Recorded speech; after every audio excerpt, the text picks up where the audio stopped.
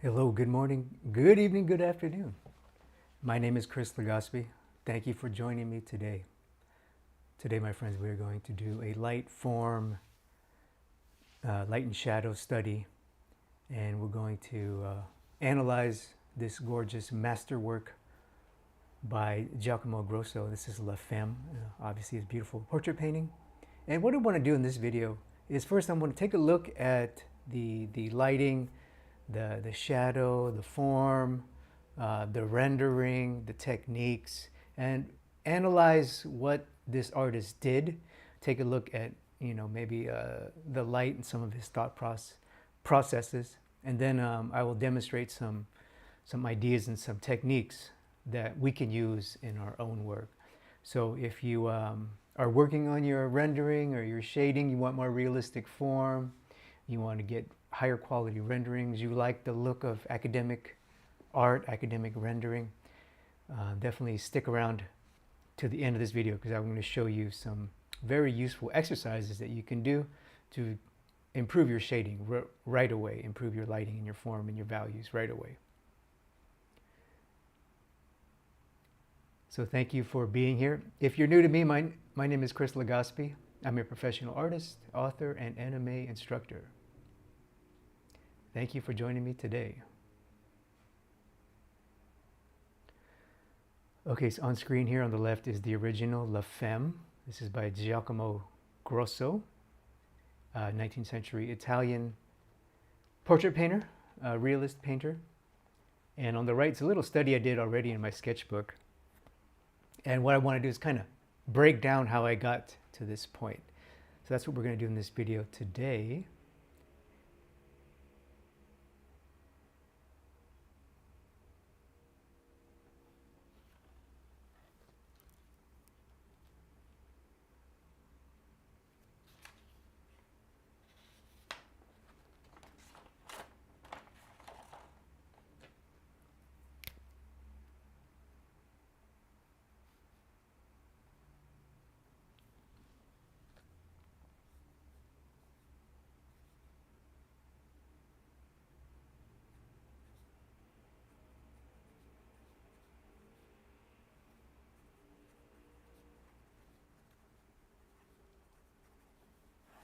How do we get light, shadow, and form?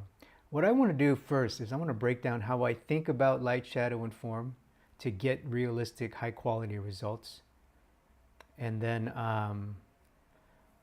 we'll break down some techniques. So first, the number one thing we got to look at is the value structure. Number two, the form language.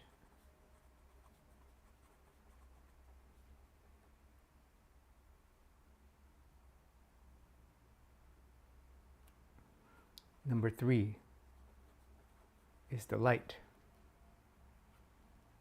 And then we have to look at techniques, processes, how we can actually accomplish this on paper or canvas. So that's what we're going to do in this video today. Start with value structure. So basically value structure, I'm going to break down, light, shadow, and simple value groupings, how I see the value in the master work, and then we can apply it to our own work. Form language. Form language really is construction. At the end of the day, simple forms, geometric forms. I'll show you what I see and how we can use them. Light. So we got to know where and the nature of the light. Where is it? And what kind of light, what kind of quality it has, and what kind of quality we want in our own work. And then obviously, the last part we're going to demonstrate here. Okay, we're going to start with value and structure now. Value structure, and then we'll proceed with the other topics.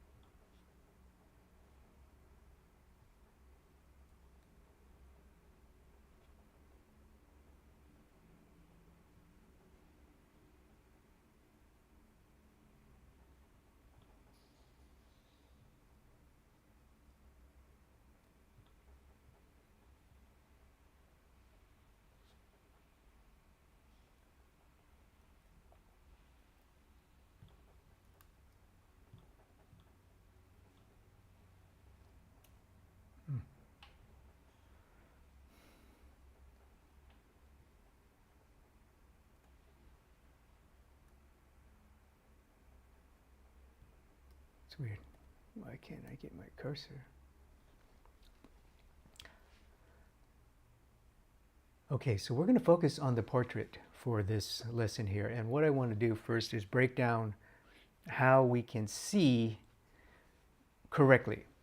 One of the ways to help better understand what makes art beautiful, what makes things feel real, is to be able to first understand the optics of value. Because at the end of the day, what we're trying to do is we're trying to trick the eye into thinking that something flat is round.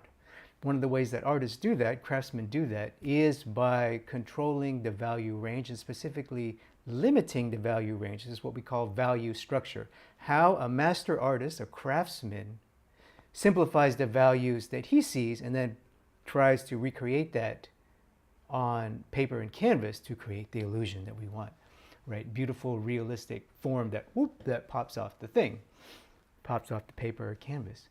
So here is the first step of this process is to first observe correctly. Now on the middle is I made these in Photoshop here. So in the middle is squinting. Squinting, so you know, you just kind of go like this, and when you do that, when you keep eyes are barely open, you see less detailed information and you see more of the value information. So you lose some color information, you lose some detail, and then you can better focus on the value. So I just try to simulate that here. So this is what I see. Basically, trained artists, trained experts, trained craftsmen see the world this way when they want to make works of art that feel real. So you look at your model, you look at your subjects, and when we're studying a masterwork, we do the exact same thing. Squint, squint, squint, squint, squint. And so this is what I see. Then on the right here, this is a posterized filter in also in Photoshop. No, it's not accurate, but it just gives you an idea of what we're after. So this is how the master artist, the expert trained eye, imagines the picture that he's trying to execute. So this is what we want to do. If you're an artist and you want to create realistic 3D, this is how you first have to think in your brain that you're going to execute on your paper or canvas. Group the values together, and I'll explain a little bit more here on paper so you better understand it. But that's the observation process, and it's really important to first be able to, you basically want to get here. You want to have your eye trained here so that when you look at the world, and if you're an artist or you want to make art that feels real, you want to be able to say, oh, okay, these are the value groups that I see, so that I can just easily execute them, and then you can do other techniques to then further create the illusion. But this is the first step. So you have to get this down first.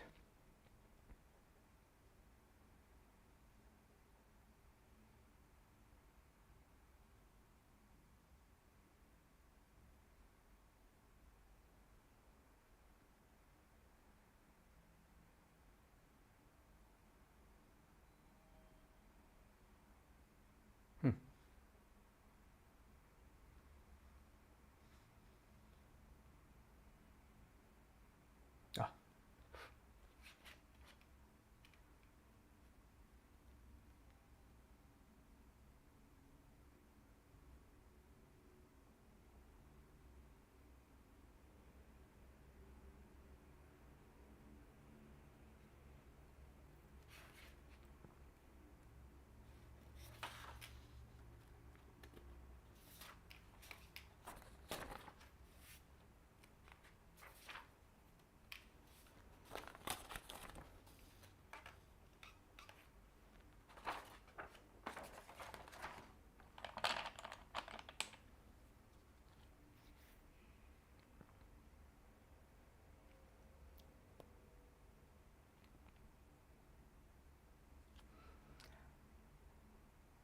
Okay, on screen here we have the original painting, the portrait cropped, and then the squinting. So I just want to show you what I see and how we're going to actually execute. So basically what I see is and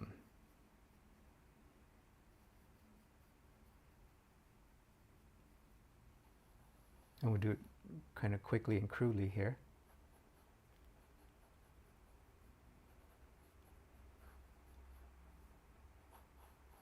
So this is a graphic representation, you know, a quick sketch of our subject, because I want to show you the values that we're trying to get across. And number one,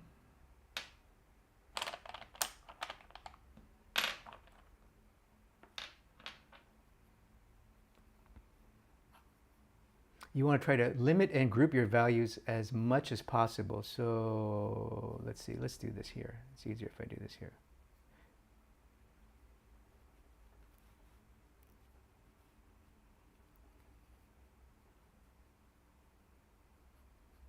And typically, more the classical realist, so this is a 19th century, painted in 1895. So this is basically the height of realism. And typically in that model, we work in a limited value, and 3 is typically a good value structure. So this is basically what I see. I see the lights, a group of lights, her dress, for example, clearly it's very bright. I see some midtones. Okay, we can debate where those are, but for sure we see a dark, and that's obvious. Is her hair. So that's one thing I like to do is when I'm analyzing masterwork or I'm analyzing a model, is to go, okay, what's really bright, what's really dark. So the light in my paper will be the brightest I can go, and then this could be the darkest I can go on this end of the spectrum. And I'm going to use, this is graphite here, so it doesn't get super dark.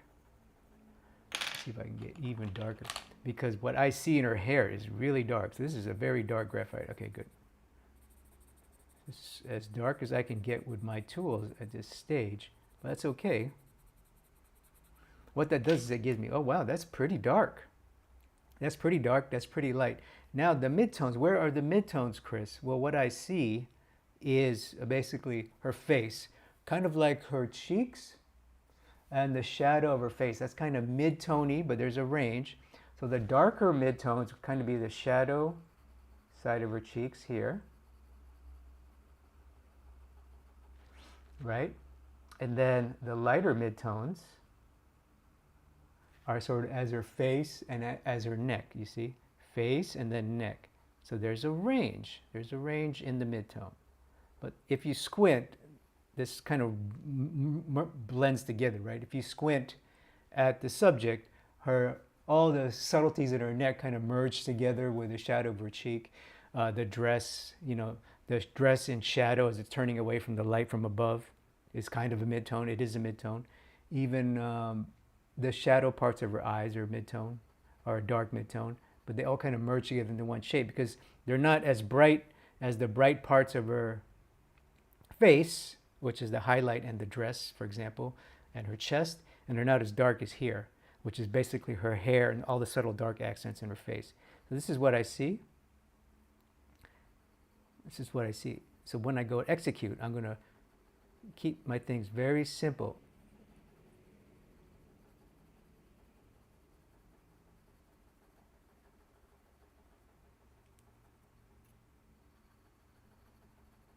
And try to group in this range. And that's really, my friends, that is the game. And really the lightest light isn't even that much of a light. I say the brightest light is the paper. And that is the game, my friends. This is the secret to realism, or part of the secret is to control your values. And you have to understand that in a full value range, right, this is the lights, the halftones we just talked about. The darks are over here, we just talked about.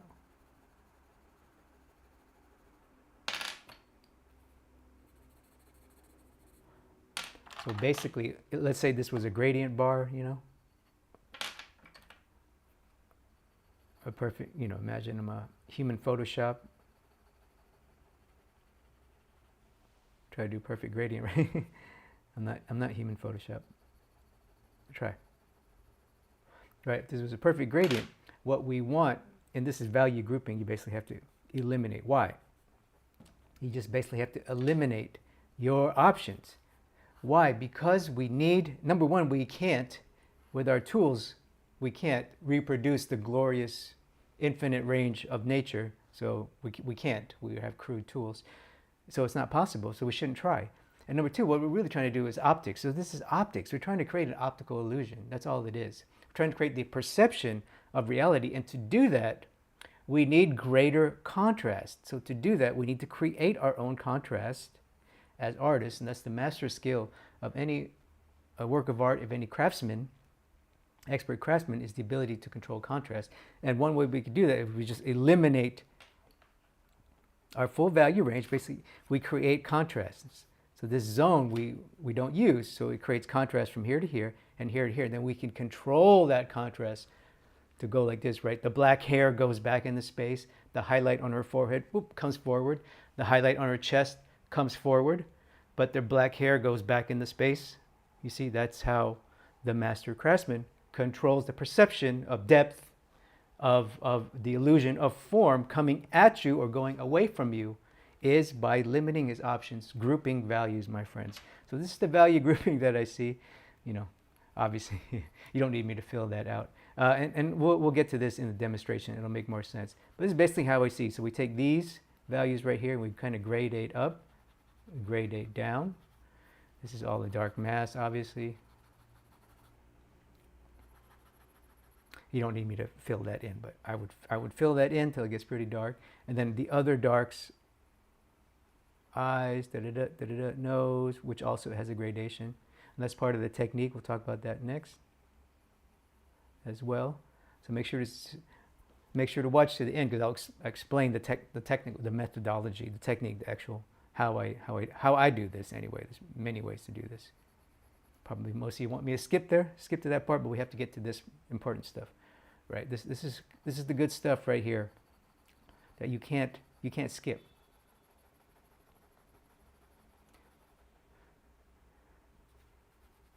So the gradation, and really the lightest light on her face is at her forehead. Lightest light after that is kind of her chest, the highlight. It's really the fabric. The fabric is the satin, silk satin, with the light from above. So it's really reflecting the light very sharply. And the darkest dark is obviously her hair.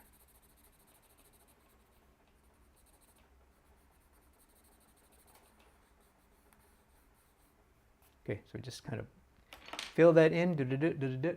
So that is value structure. Now let's talk about form language.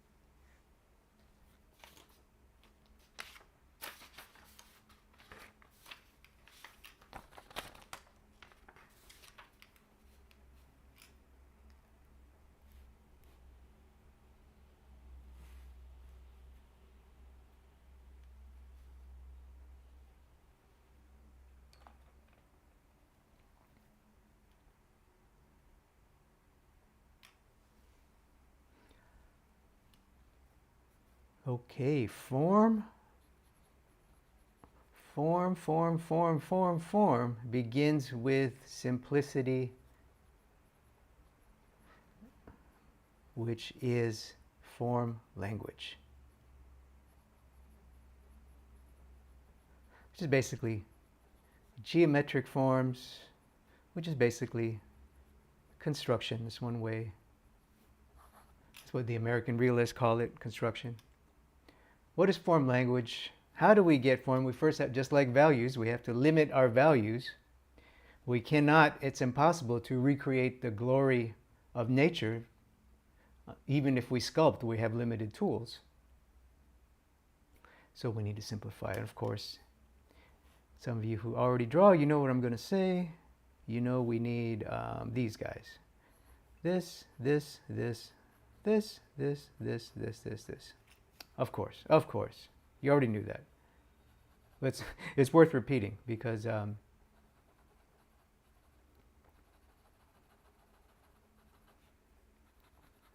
This is it. So this is it, my friends. I know I sound like a broken record. I've been saying this for 15 years now. But this is it. In the most simplistic sense, this is it. So now let's go to one level of sophistication. When I look at La Femme here, our model, our masterwork, starting with the portrait, this is essentially what I see. At its crudest form, I see this.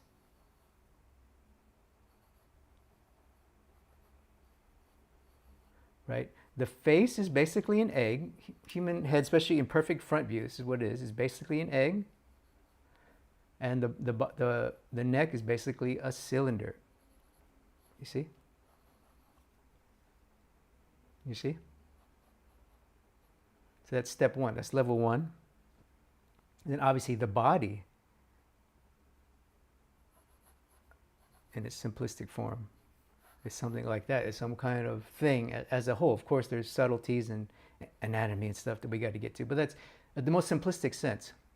And you'll see why this is important when we get to the techniques, because this, my friends, is the goal. Really, it's the goal, is to make something feel like eggy and round and beautiful, and to make the neck feel like a cylinder that goes all the way around in 3D. 3D form, 3D illusion is the goal, to make the chest and shoulders feel round. That's the goal, okay? The goal is not bits, and I'll talk about that in a minute, little bits, little pieces, which is, if you're not trained, that's what happens. That's what happens. Okay, so now we have a bit more sophistication. So we take our eggy head, right? I'll put a little face there, so we kind of know what's going on. So the egg of the face. Now we slap on the thing, the cylinder. And of course, this cylinder is not like that. It is like that, but it has a nuance. It tapers. It's tapering. It gets smaller. Right? And then there's some elegance. Oh, that looks huge. There's some elegance to this kind of form, which is basically a cylinder, lampshade kind of form thing. Looks like a lampshade. So you see, at our core, that's what we have. That's construction. That's form language. That's form language. It's important to know this stuff. Just like the eye is also a form, right? Or hair. So it's important to know this stuff because that's the goal. Because if you can't make the viewer make this feel like this, you don't get it. The illusion doesn't work. So you don't get the form. So you have to know the form language and hyper-focus on the form language. So that's step two, is the sophistication, the nuance, a bit of sophistication. Now, my friends, and of course there's more. We could add the smaller forms, like the shoulder. Her shoulders are, in this case, are here, right? And then the chest has a rib cage. So there's some sophistication, right? There's some nuances. There's some smaller forms, like the nose is also kind of boxy. The lips, the mouth is kind of like this. The eye, like we just mentioned. So there's some smaller secondary forms. But that's step two, is to take your base forms, these guys, and then make them a bit more sophisticated, okay? In your drawing, in your construction. Now, the final stage, and this is really important. And I know some of you watching have probably been drawing for a while. You're like, oh my God, Chris, you already said this stuff. I know, but people forget. It's weird. It's weird to me. I've been teaching so long.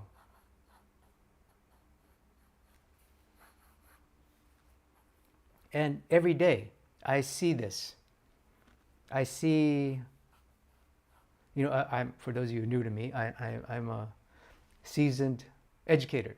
I write books, work for New Masters Academy, teach at universities and things, lectures and seminars, right? And every day I see student work. And every day I see this. Every day I see students not doing this. And I'm like, what's going on? So I have to repeat it. So sorry, if you heard this for the 100th time, guess what? I'm going to say it in the next video. I'll probably repeat it because people keep forgetting. I don't understand. Or maybe I don't explain it good. I don't know. Anyway.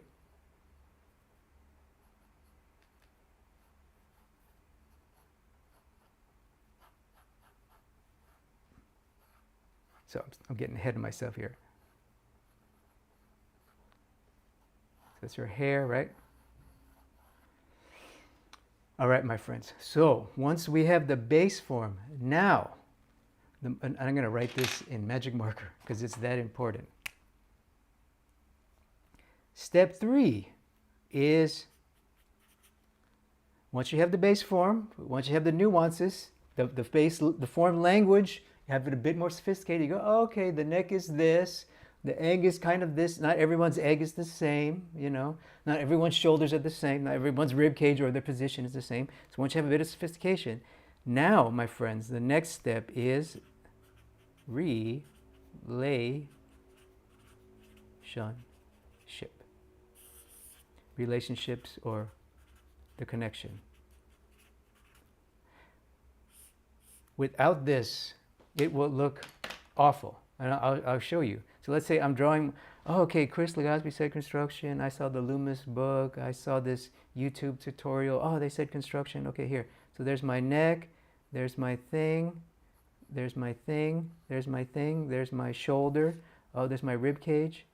Okay. And then, I saw Chris talk about the mouth is a ball. Right? Done, right? Okay, what? Of course, that looks awful. That looks awful. And that's not what Giacomo Grosso did. Now, if you examine Giacomo, I'm going to take my my big old head off here, so we can duplicate.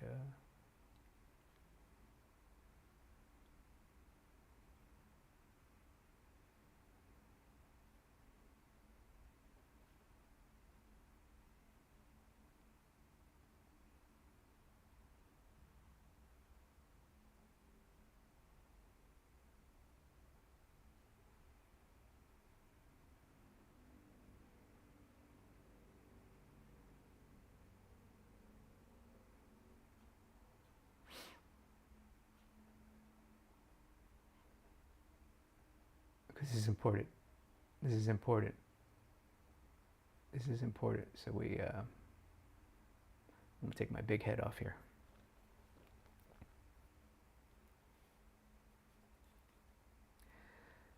Okay.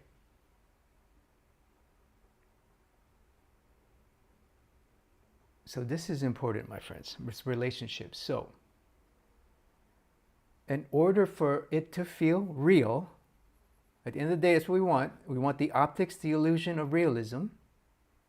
We have to relate things. So did Giacomo Grosso, the master craftsman, did he just slap on a cylinder on top of another lampshade for him? Of course not. You have to add the relationship. Notice that subtly on the model, from the side of the cheek, there's a little thing that relates the head, the back of the head, down to the chest in the front. It's on the sides, a little bit of shadow. I'm making mine dark here, but that, my friends, it's a muscle. It's a sternocleidomastoid, and that's a natural muscle that relates your head. It attaches to the back of your head, down into there's a bone here. It's your clavicle, right? Pit of the neck. I'm putting my finger in between my clavicle. That's the pit of your neck right there. So it relates the head to the neck to the body. And now this looks even better now. Now this is one muscle. It's your trapezius. Now it becomes sophistication. It's no longer just a cylinder block. Now we have a cylinder block plus relationship. So you see? So now we relate down, and that relates down to the shoulder. You see? Boom, boom, boom, boom, boom. Okay? So now this is feeling a lot better. It's feeling a lot better, right? It's feeling a lot better. So the egg is basically sitting on top, and we have some optics, you have some tone and some technique to make it feel like it's sitting on top. But the head to the neck to the body, now it feels more quote unquote real, form-wise, construction-wise, line drawing-wise. Because then, then we can add our technique to make it pop even more. And then now, what about the beautiful shoulders? If you want to draw beautiful shoulders, obviously the shoulders are essentially a kind of, shoulders are like this essentially, right? It's kind of a long ball on both sides, like a bullet shape, right? It's a cylinder with kind of a ball on top on both sides, right? So how does he get that? Actually, what's happening is the master craftsman knows that actually your shoulder also connects to boop, boop, boop, boop, boop, your deltoid muscle. You have a deltoid muscle, the front muscle of your shoulder muscle there, connects to your clavicle, the same place that your thing does, your neck connects to. So you see that? And you notice on the right, on the model, he puts a little bit of tone here. It's very subtle, but it's just enough. It's just enough so that he leads you up. So he's not just drawing two shoulders and a chest. He's saying, hey, no. This thing belongs together. And if you follow that line down, it actually goes to the arm, if you see the full painting. Right? And notice also, too, there's also the chest, your chest muscle. I'm going to put my big head back on, sorry. Your chest muscle, it's called the pectoralis major right here. It actually goes, connects actually to your arm bone, your humerus. Did you know that? It actually connects right here. So he does that. There's a subtle bit of tone here as well. Of course, he does it with sophistication, but believe me, in his drawing, he knew that. So it goes like that. So it goes like that. See? Do. On both sides. The left side, he does it with highlight. Not so much with a little bit of tone. On the right side, he does it with tone. So that's about it, my friends.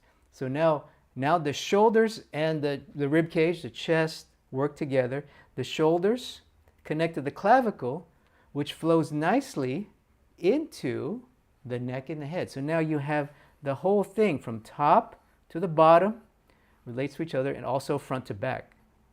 He kind of does it front to back too, because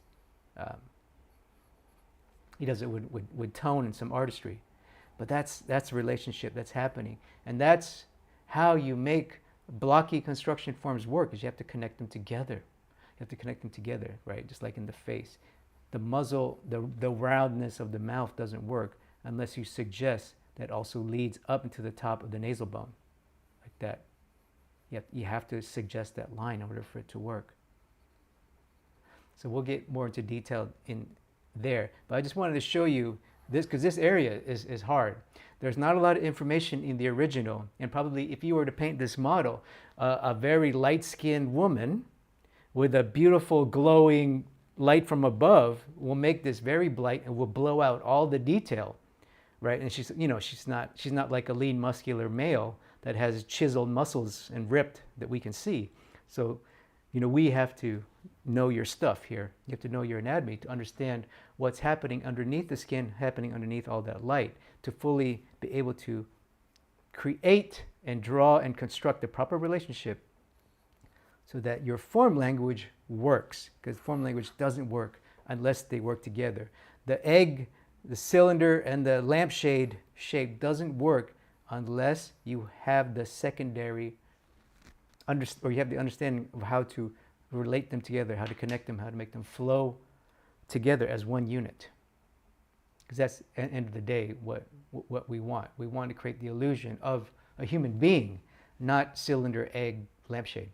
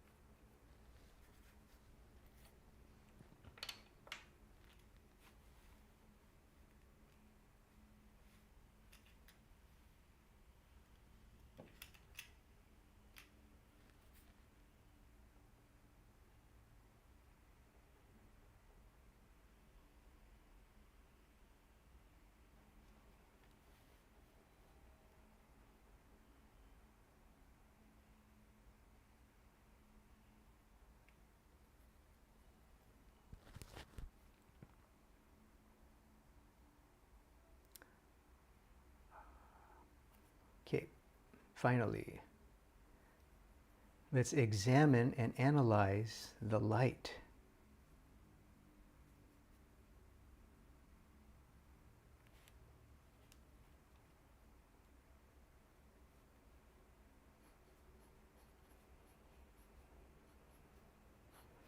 So when we talk about light, we want to first understand its location, where is it, and its nature. And nature is related to the look, the feel, because light will determine the look and the feel of your work, whatever you're trying to make. So that's why typically the master craftsman also lights their model, like we did in this situation. So let's actually look at the original. See if I can get that on screen here.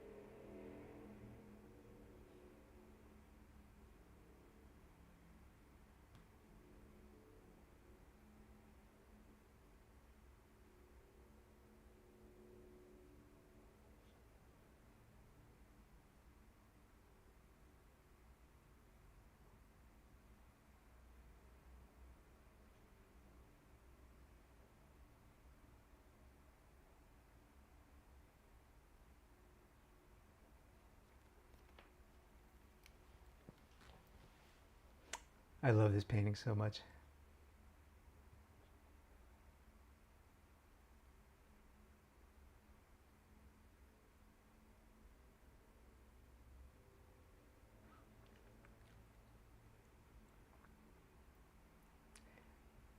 I could stare at this painting all day.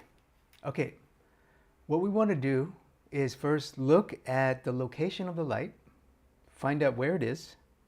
If you're setting up a model, you want to be mindful where you put it, and then the nature. So what I see is the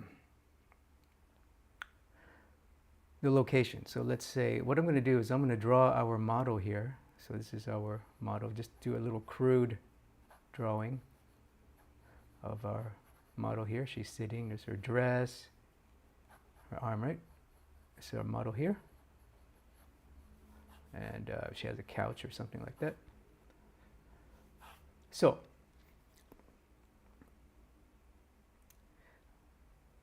clearly it's from above, because typically when you light portraits, you light them from above. So it's somewhere above her, right? We can see the shadow under her neck, so it's clearly above her. You can see the shadow of her chest, of her breast, right? The underside of her chest. So it's clearly above. Now, I would assert, and I'm almost certain, that this light is also slightly to the front, above and to the front. Now, why would you want to do that? Because when you light from the front, full frontal light, it's actually super flattering. Super flattering. It kind of washes out lots of your wrinkles, basically, wrinkles and details. It kind of blows out your subject. So if you want to make someone look younger, right? If you're going to photograph and light an older guy like me, and you want to flatter them, smooth out their wrinkles, you put the light in the front. You put the light in the front, it washes out the wrinkles, makes everything smooth and pretty and creamy. But the problem is that may be too smooth. You don't get enough structure. You don't get the drama that you want in a picture. You need some shadow for some contrast, some drama. So the nice medium is up and to the top at an angle. So that's why I'm asserting this is here, the light's here. And I'll also show you more proof is that if you look on the model, you can see her knee. The bright highlights on her knee, the bright highlights on her chest, and look at the shape of her. We'll look at a close-up, but her thing, her shoulder pad fabric has the crest highlight in the front, not at the top. It's in the front, so that's why I'm asserting the lights on the top. And actually her nose, when we zoom into the portrait, you'll see the brightest highlight on her nose is actually in the front of her nose, not at the top. It's near the front. So that means this light is 100% at an angle. And also too, I'm assuming that this subject's home, had what we call a north light window. So this is a very flattering light, something like this. Something like this. I'm assuming this artist didn't use a camera. They'd had camera technology back then. This is painted in 1895, but he most likely had her sit, paint from life. And this patron is a wealthy patron. She probably had a home with a very luxurious, gigantic north light window. So it's probably a big old window where the sun was coming in like this. Natural light, diffused light was coming in at this perfect angle that's both flattering and yet high enough to give us shadow and drama. So it's what we call north light. This is the ideal light.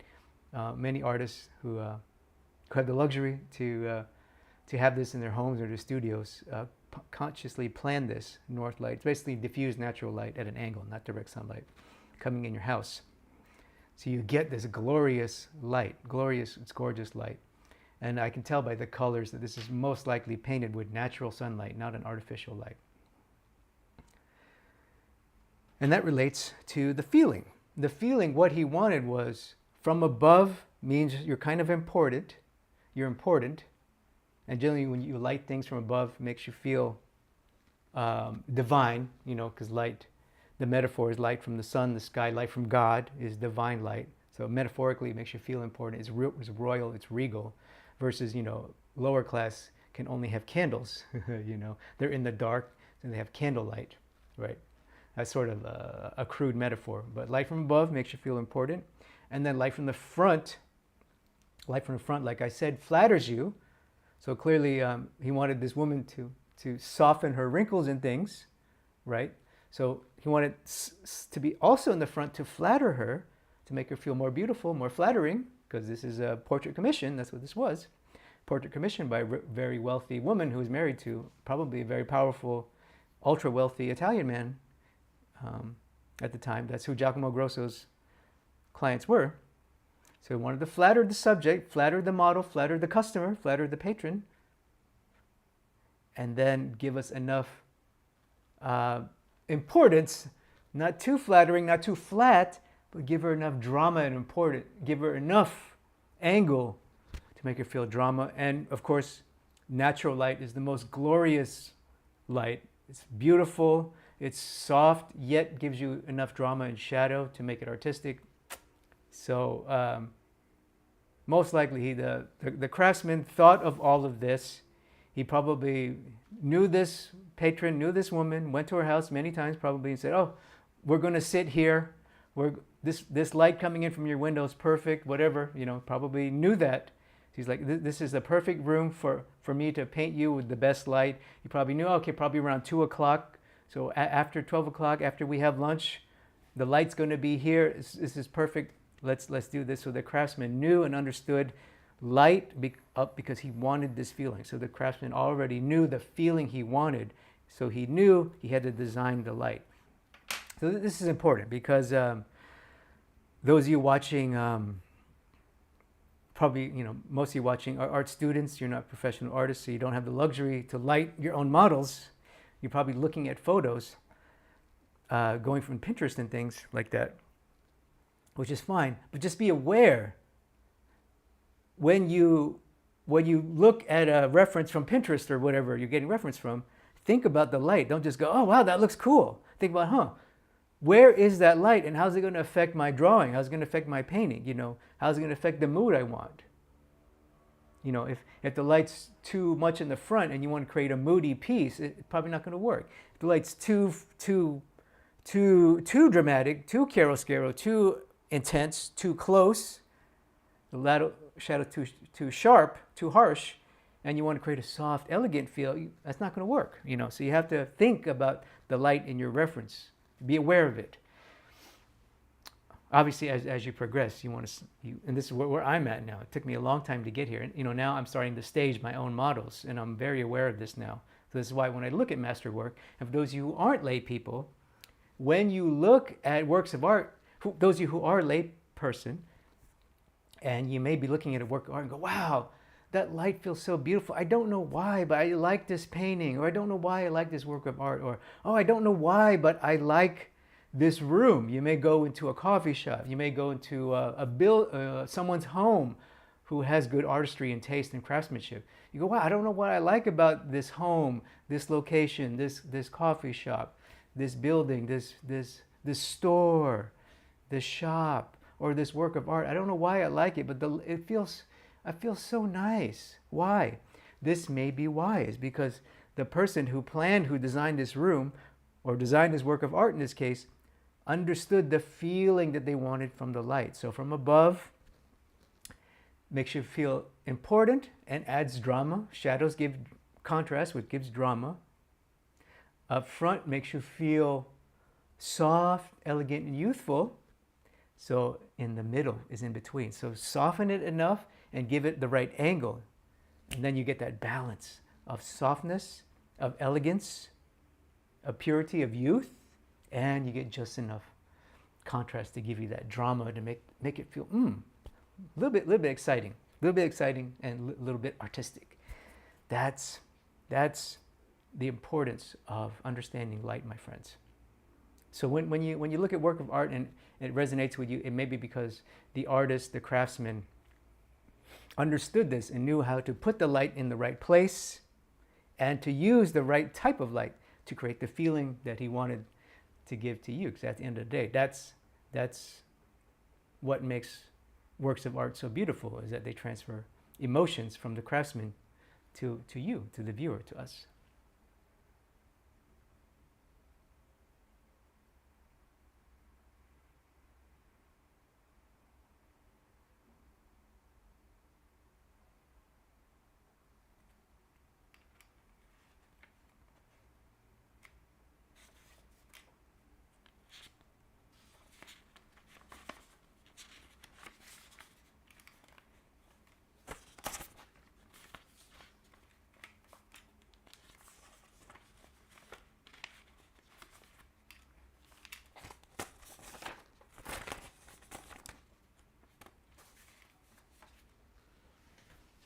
Try to get a drink here without crashing my camera.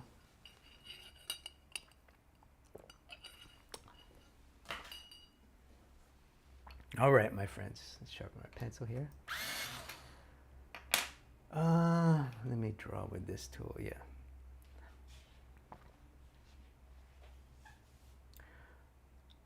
Okay, now what I'm going to do is demonstrate some techniques and processes. Let me write this down.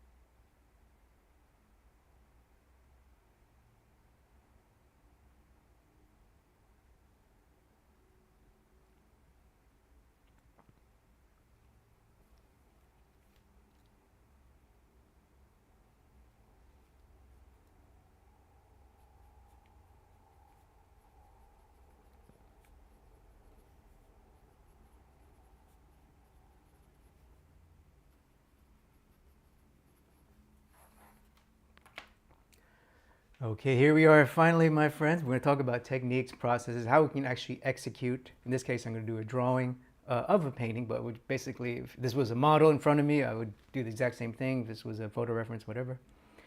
We can do the exact same thing.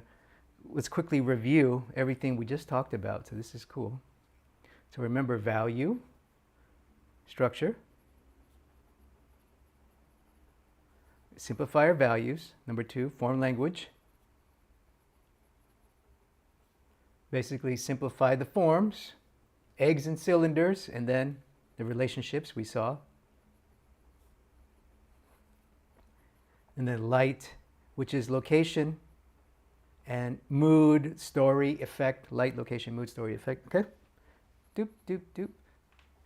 So just wanted to review because now we're going to because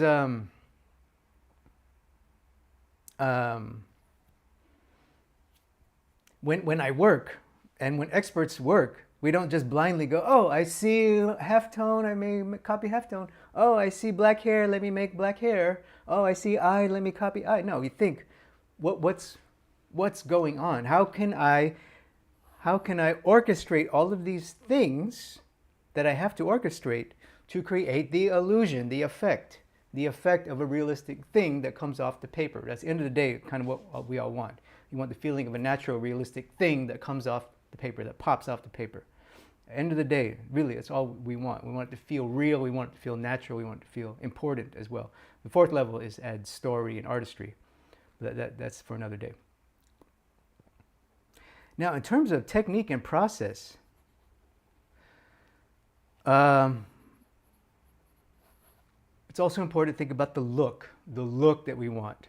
Because the look will determine what tools you use. You know, if you want a soft look, graphite and charcoals and powders will be great. This will not, you know, hard marker will not. Likewise, if you want a comic hardcore like Frank Miller, Mike Mignola comic look, you know, graphite and powder may not do it for you. You may want these guys, you know, you may want ink and marker, okay? So the look you want. Now, we're going to try to study a master work and we're going to try to copy their look, and the look is 19th century academic realism, which is soft, which is sort of a blend of naturalism. Naturalism is realism that has a range, right? I would say naturalist is on one side to make it feel and try to get on paper, on canvas, exactly as you see it. So that's natural, exactly as you see it in the world, without design. So the full design, then it becomes like sort of an illustration, a cartoon, an illustration, right? Not illustration, it's not the right word. A cartoon, a graphic, a thing. So we want to kind of meet in the middle, have the naturalism to represent what we see as it is in nature, and the design, the graphic design, or the enough design and intention. Make good choices to create the effect. That's why I believe 19th century academic realism is the height of visual arts. So there you go. I think I'm gonna. Oh, this is fun.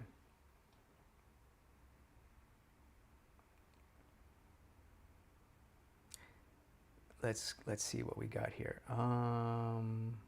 Okay, so let me just draw here. I'll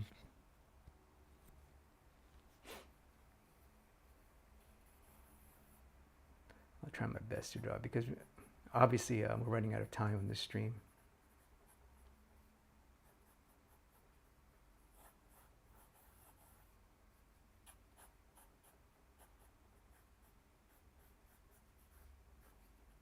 And to do a rendering study will take, you know, that one you saw earlier from my sketchbook, you know, that took multiple hours, you know.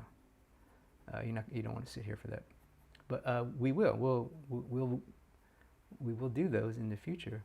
So stick around if you like that kind of stuff. If you're watching this, you probably do like that kind of stuff.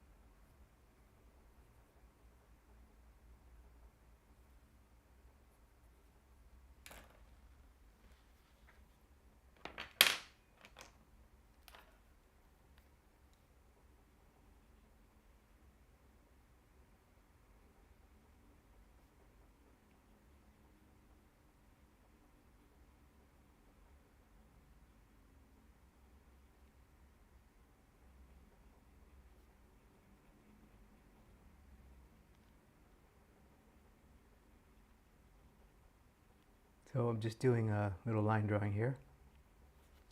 This is just how I work. I like to get my shapes pretty defined. It's typically part of academic training is to describe the shapes as correctly as you see them, so you can better. This is a big part of my way I draw portraits and heads.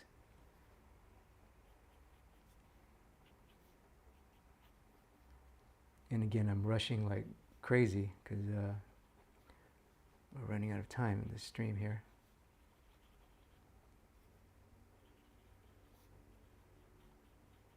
I say this every time, but you know.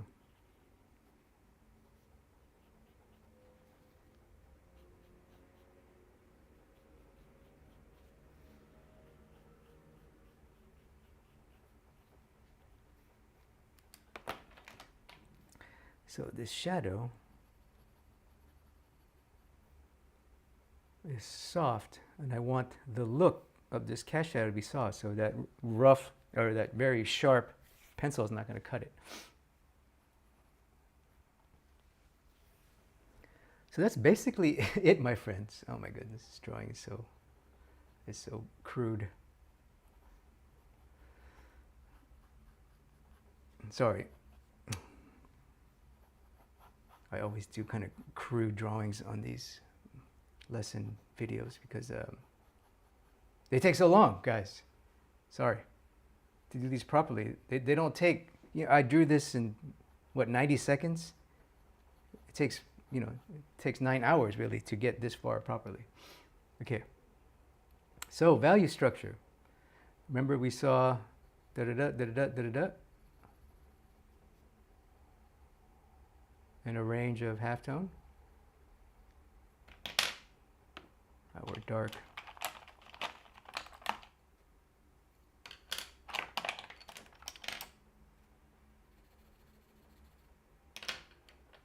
So typically what I do is I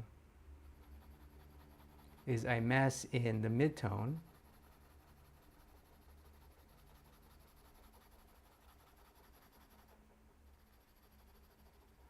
What I see, and then also if I squint, her eyes kind of all feel like a mid-tone shape to me. Remember we saw that posterized version. That's basically what I'm seeing in my mind's eyes. That's why I emphasize, hey, you gotta practice observation. Your observations skills are weak. You're not going to be able to see properly. You're not going to be able to see the masses properly, the groupings, the simplification. Okay.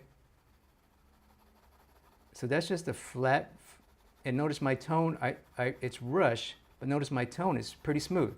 So this is key, is your applications. This is part of technique. If the look you want is high quality, which most likely you're watching this, that's what you want. You want to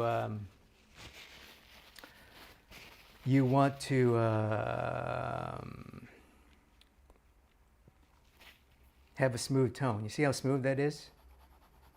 You know, if you've seen my videos before, I sound like a broken record because I say this in every video. Because like I said, I've been teaching for so long, but yet I see this every day. I see ugly tone masses, and it drives me crazy. Okay, so now because I want a soft look, right? Remember the light's a little bit to the front, and the look I want is soft and flattering. I'm going to take a tissue and wipe it, and so graphite is great. And some papers wipe better than others. This is just cheap old tissue. And this tissue, just going to wipe it. And what I want to do is just kind of wipe to kill some of the white because, yeah, I'm going to erase out the white. So you see it already kind of soften.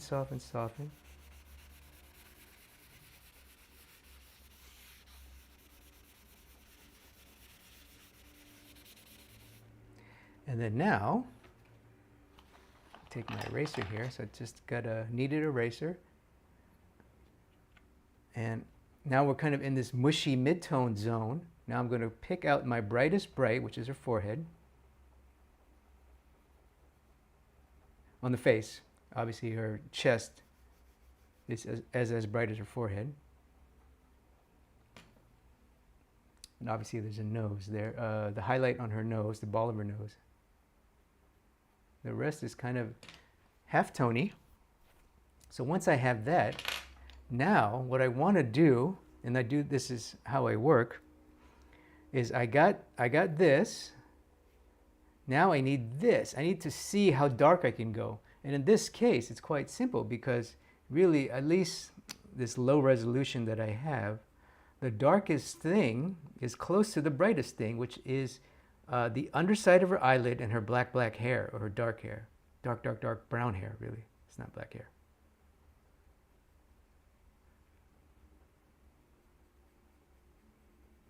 And right now I'm not drawing an eye, I'm just drawing a little tiny dark shape.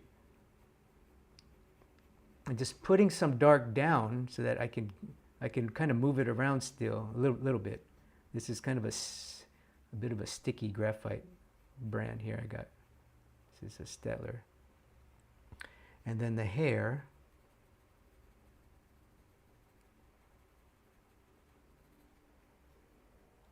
And I won't be able to fill this mass in this video, but we'll talk about filling masses in another video.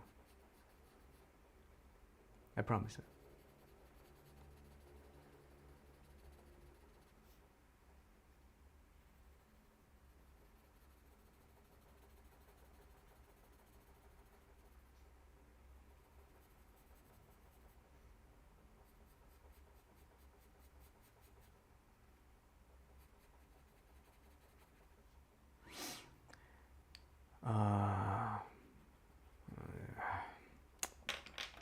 Let me get some.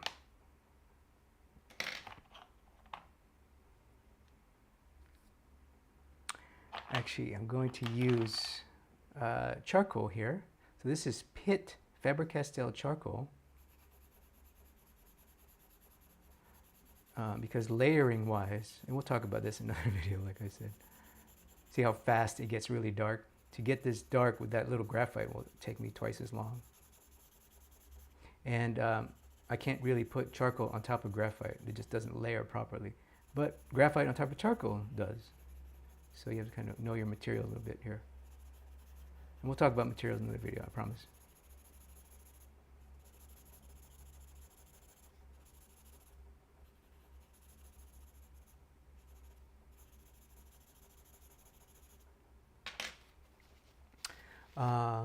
Here, oh good, I have a stump. Here I'm going to use a stump, which is basically this, but it has a bit more control.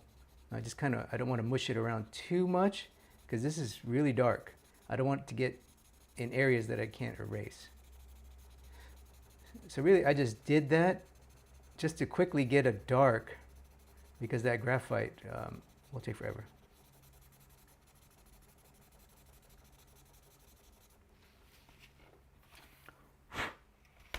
It's good to have a brush also, a drafting brush, because I don't want to mush it into that bright forehead, and the tissue will kind of mush it around a little too much. So you got to be careful. And you notice that see, this mass is ugly. It's, you know, I did it too quickly. Now I have to make the mass pretty. Obviously I'm rushing because I'm on camera. I say this every time. But I'm rushing because I'm on camera here.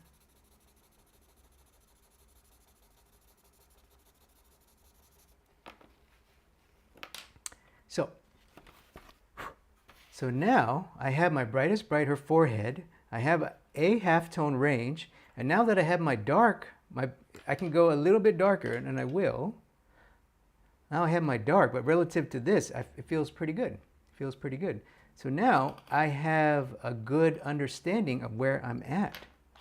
So I'm going to take a, in this case I have this is a 4B uni lead, in this case, 4B mechanical pencil. It just gives me a lot of control. It's a little too sharp for the look, right? And remember, you want to think about the look.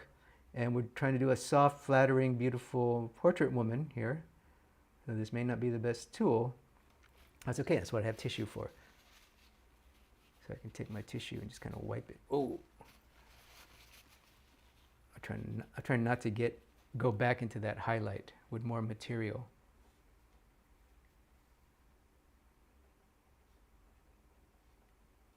I should use a pencil. I have a 4B pencil somewhere. Somewhere. Where is it? There it is. Shout out to one of my students, Felix, got me this pencil. I live in Asia now, and these you can't buy these here. I have to ask people to send me stuff from foreign countries. It's kind of sad.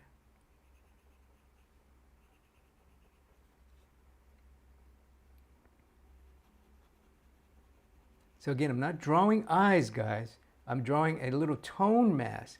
I'm still sort of in value relationship mode. We're still in step 1, value relationship mode. We'll get to step 2 in a minute. Or not.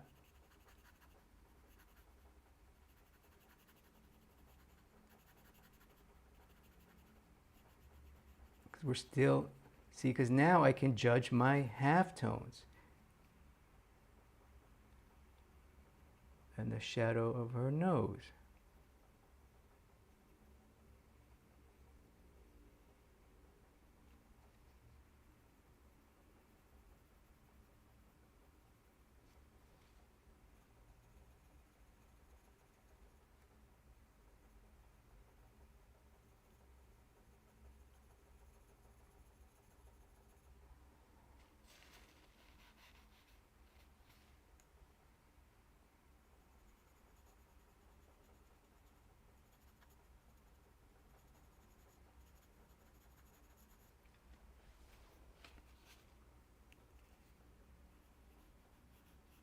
See, it looks like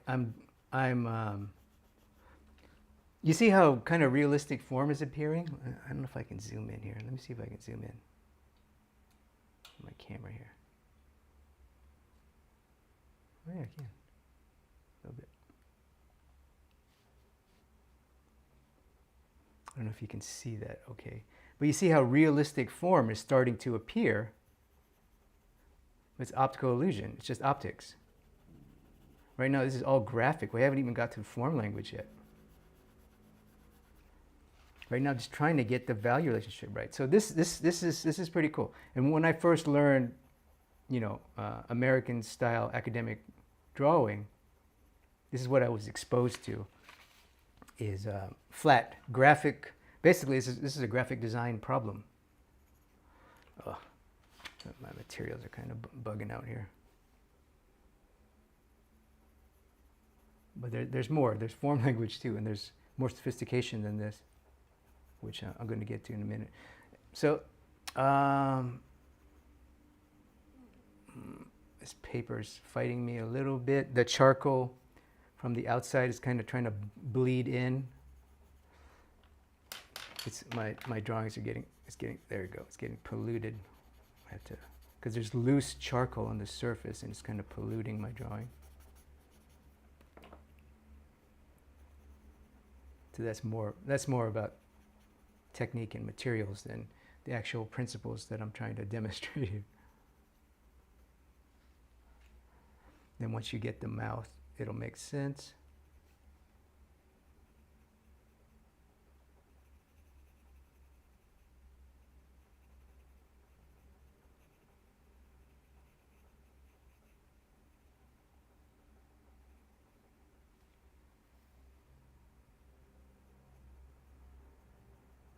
This drawing is a little small, but I hope it shows what I'm talking about. So now I have this. So we're done with value, or I'm going to move on. So I have this. I have the light, which is at her forehead and her chest. Then now I have a kind of a range of halftones. Remember, the halftones were at a range. We had a lighter side closer to the lights and a bit of a darker side. You see? So the darker ones here, the lighter ones are in her face. So we just keep going up, up, up, up, up. We can do gradation now, which is the other technique, and we'll close with that. We'll close really with the magic formula, the magic exercise is the gradation. I'm going to gradate from top to bottom and left to right. Remember, from outside in, because the light's in the front. So that's why it's important to understand the light you're looking at. So don't just blindly copy things. Go, where is the light? It matters. If you want your effect to feel as high quality as possible, you have to understand where the light is so that you can apply your material in the right way, apply your gradations in this case, in the correct shape and form and nature and way. Don't just blindly copy. Sorry.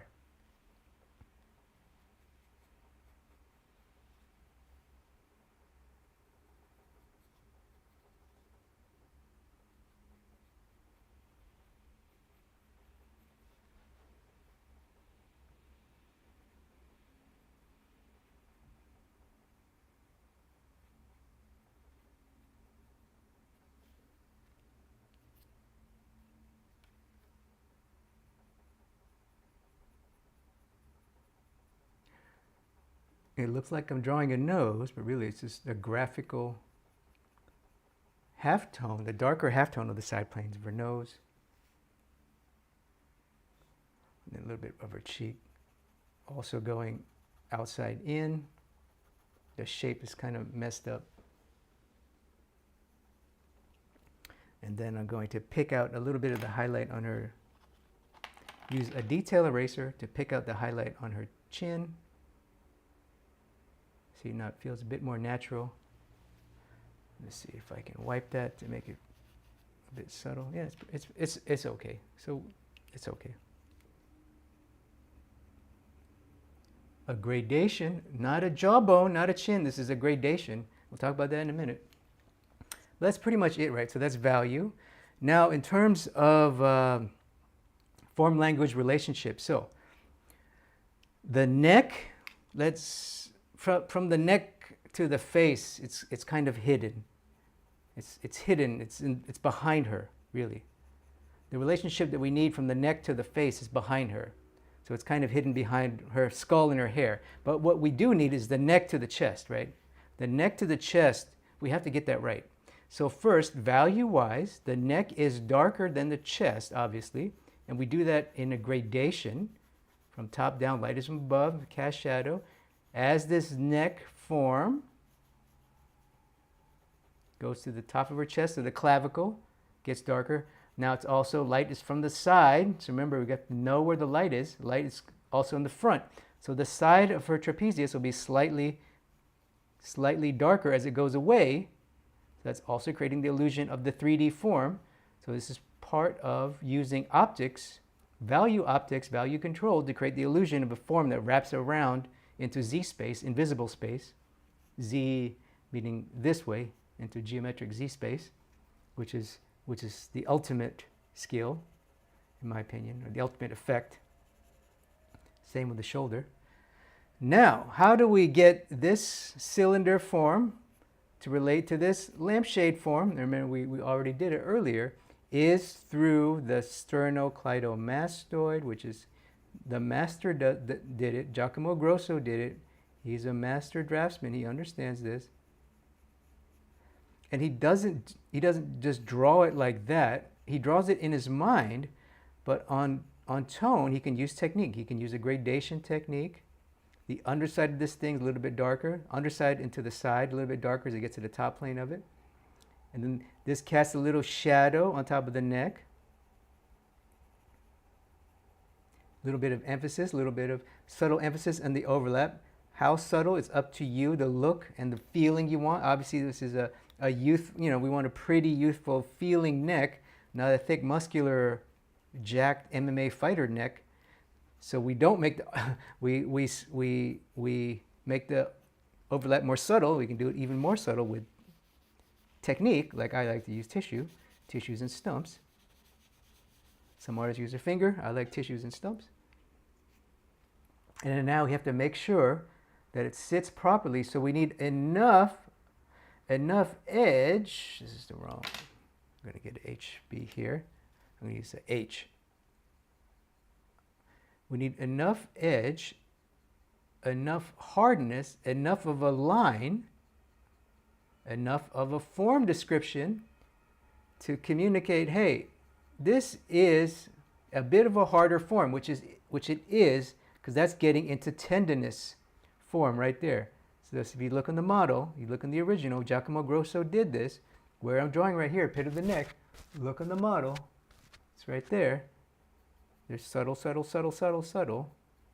It's right there. And then of course mine, I exaggerated, but you soften it with technique. You know, if you're using a brush, you glaze it on top to soften it. And that's it. And then it also goes this way, so now it goes back this way.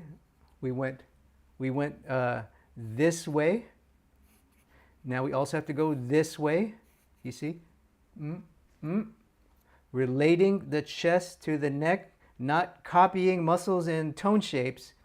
We go, what is going on? What am I trying to say? What is the nature? What is the feeling? What is the look? You know, not just blindly copying. We're trying to think, trying to orchestrate all the things that we talked about. The form, language, the body structure, the look and feel, the mood, the story, the emotion we want. It's an orchestra of things. So you never blindly copy. The master craftsman doesn't blindly copy. Constantly thinking, what's going on? What am I doing? What am I trying to accomplish? Boy, this contrast looks rough on camera. I can see the stream, the contrast is cranked up. It looks awful.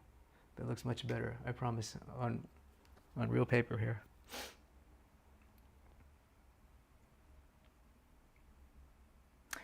And then we'll close with this. So there's a rib cage here, rib cage, and deltoid. So pectoralis. It's the base form. It's this on top of a ballish cylinder thing. Compound form of the shoulder and upper arm. But right now I want the egg of it first. And then this relates up. There's pectoralis here. There's the front head of the deltoid here. So there's form there. You have to understand a bit of anatomy to do this stuff when it's not obvious. You know, she's not a lean, ripped MMA fighter, whatever, muscle person. If you know my work, you know I draw muscle people mostly, all the time.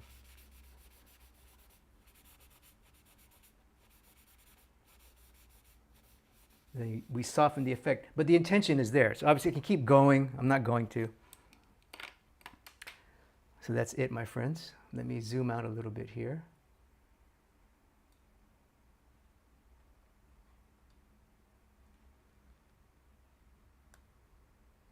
So we can get some more real estate for the final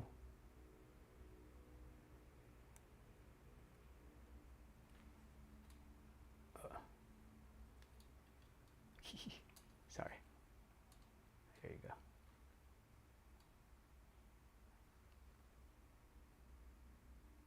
Okay, what I want to do is this last thing. So finally, let me make this smaller a little bit.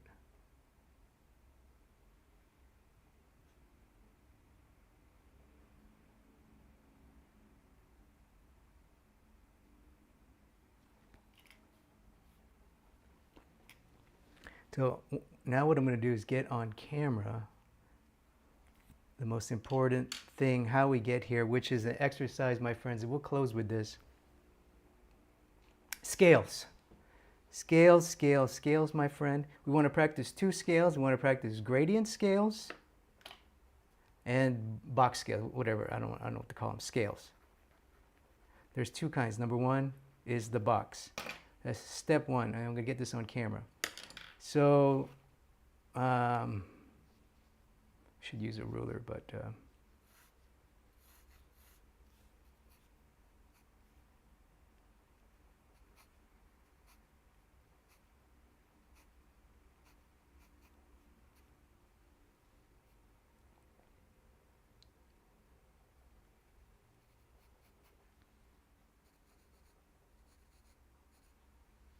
This is just a fun meditative exercise. So this is the brightest I can get is my paper. Let's see if I can go a little bit brighter there. So this is an H. A little bit brighter there. Darker. A little bit darker there.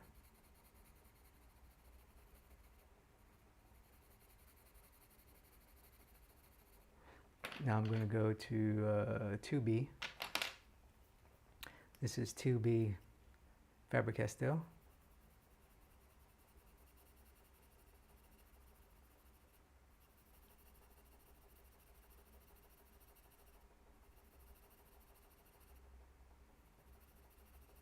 We can go darker as we go across. We can do cross-hatching too.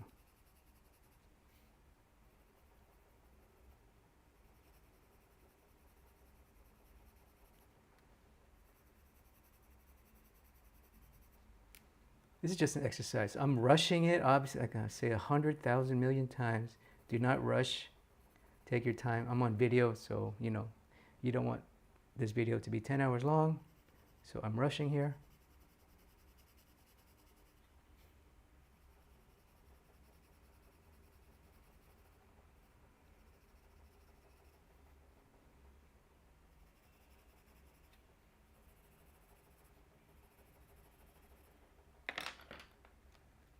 Switching to 4B. Obviously, we can go one more after this.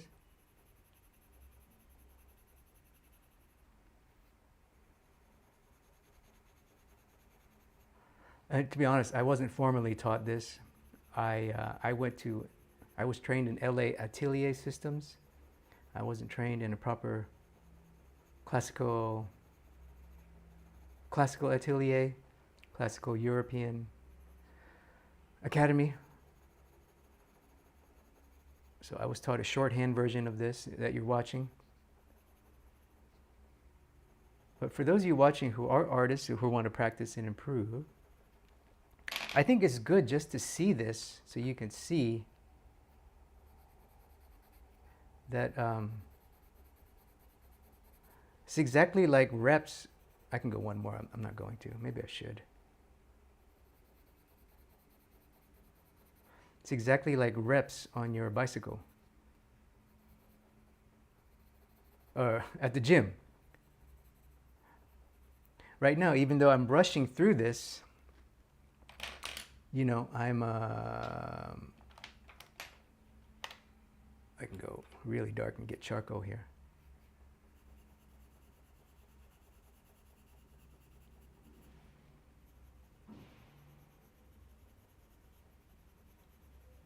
Even though I'm rushing through this, I'm going to put the charcoal first because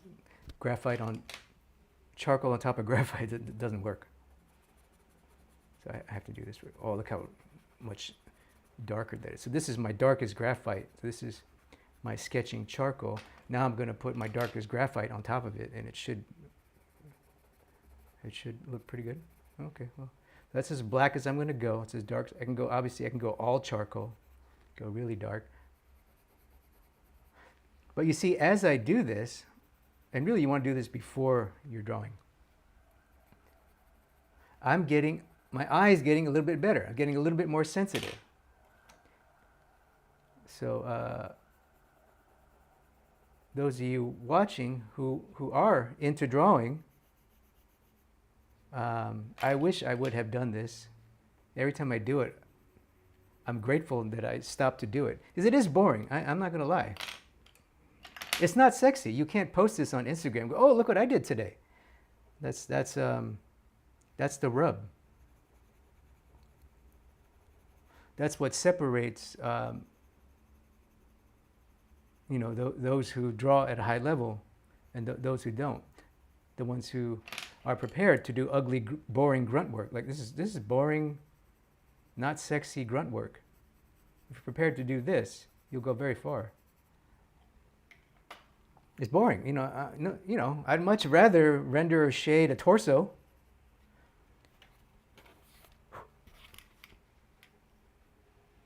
God, on camera, this doesn't look. So I'm squinting. This is off. This is off. I messed up here. Okay. That's better. Now I can feel there's not enough difference. So I'm just trying to get a nice distance between them. You see a nice clear separation between them.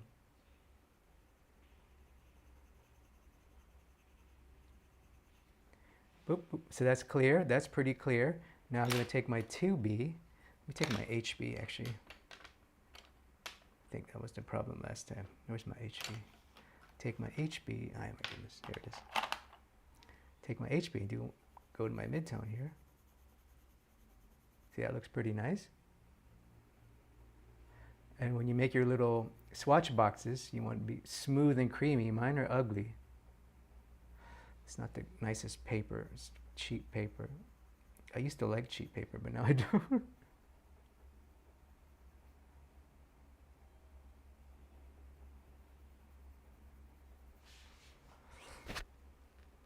Now I'm going to go to my H. This is the lightest pencil I have. This is a Staedtler H, which is pretty nice. It's shiny, obviously it's graphite.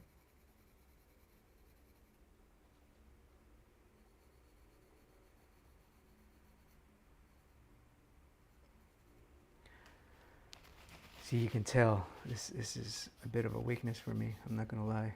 The light halftone range, the subtleties is something I have to work on. Look how ugly my tone is. I don't know if you can see it on camera, but it's hideous to me.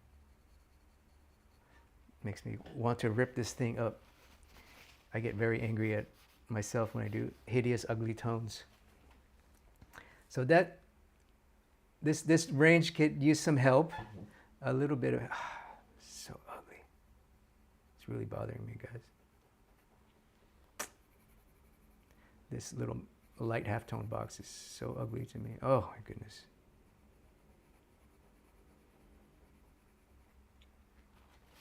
I want to erase it. It's okay.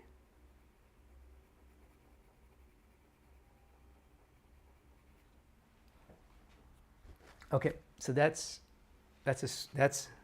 swatch scale number 1. Scale exercise number 2. Obviously, you know, you got to make a silky smooth gradient. I'm going to put charcoal down first.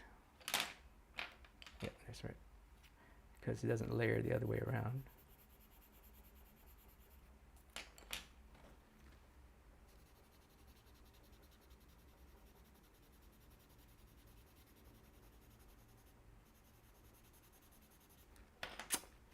That is it's a bit greasy.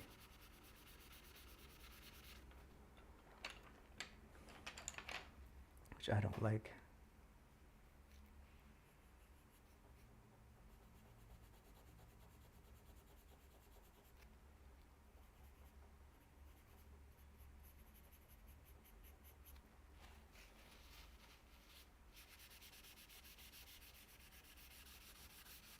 But it does layer nicely when you do it that way.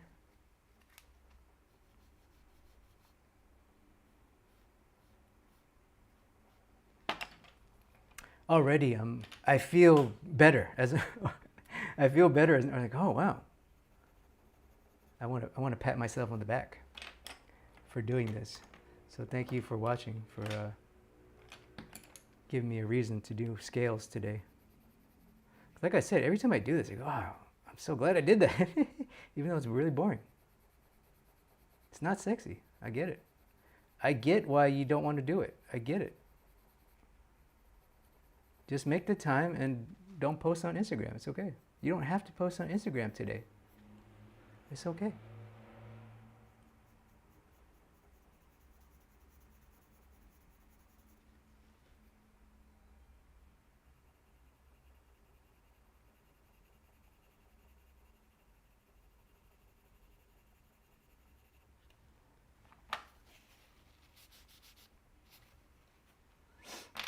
Now I'm going to take my H.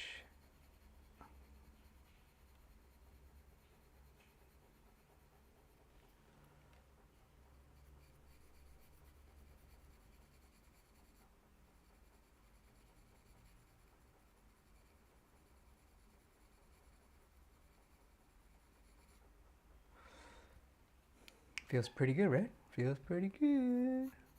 The midtones feel good. The darks feel pretty good. My shape is ugly. That's okay. My rectangle is so ugly.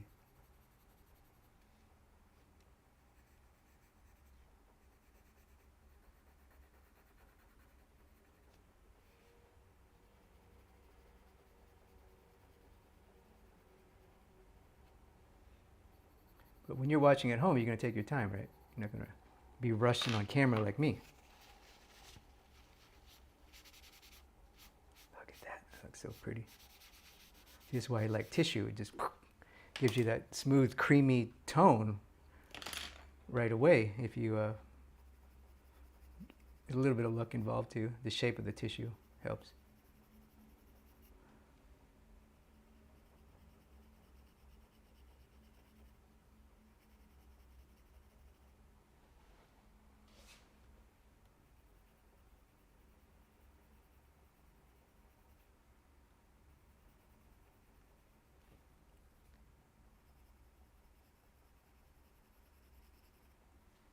That's pretty close. That's a good stopping point. Obviously, you want to do more, but that's it, my friend. This is really the ticket. I wish I had discovered this sooner. You know, I discovered this late in life. I wish I would have discovered this. It's such a basic exercise. I skipped it because it wasn't sexy. You know, same reason why you skip it now. You watching this. So I wish I would have done it sooner, but that's it, my friend. Thank you for watching. Hope you enjoyed this video. If you like this video, I'm going to do more. I promise I will do a proper demo, get my sketching techniques on paper so you can see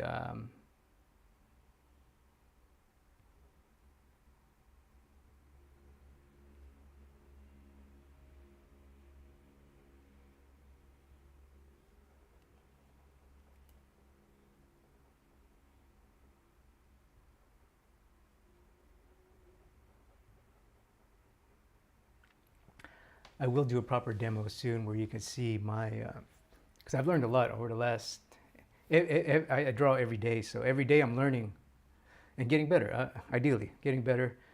So I'm going to do like an updated demo where I'm going to show how I how I work. So actually my personal process, materials and techniques, how I get to this level. What you saw in this video was the understanding. In the next video, I'm going to actually break down my process and do a demonstration of something. Comment below. What do you want to see? You want to see a portrait or a figure? It's all the same, really. Thank you for watching, my friends. And I will see you